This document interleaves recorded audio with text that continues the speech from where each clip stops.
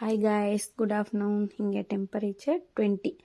இதில் உங்களுக்கு தெரிஞ்சிருக்கும் நாங்கள் ஏதோ ஒரு ஹில் ஸ்டேஷனில் இருக்கோம். ஆமாம், நாங்கள் ஊட்டியில் இருக்கோம். இன்றைக்கி நம்ம என்ன பார்க்க போகிறோம்னா 1 part ரசம் ரைஸ் தான் பார்க்க போகிறோம். அதுக்கு ஒரு பாத்திரத்தில் 1 கப் ரைஸ் எடுத்து அதில் 2 ஸ்பூன் துவரம்பருப்பு ஆட் பண்ணி ஒரு 20 மினிட்ஸ் ஊற வச்சுருங்க. அது அப்படியே இருக்கட்டும்.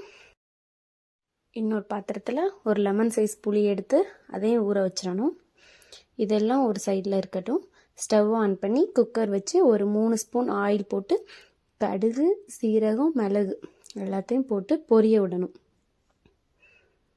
நல்லா பொரிஞ்சதுக்கப்புறம் காஞ்ச மிளகா, பச்சை மிளகா, தட்டி வச்ச பூண்டு, வெங்காயம் எல்லாத்தையும் சேர்த்து நல்லா வதக்கணும். இது கூட தக்காளி 3 ஆட் பண்ணி தக்காளி வதங்குறதுக்கு தேவையான அளவு உப்பு போட்டு பெருங்காயத்தூள், 1 ஸ்பூன் சாம்பார் பவுட்ரு சேர்த்து நல்லா வதக்கணும்.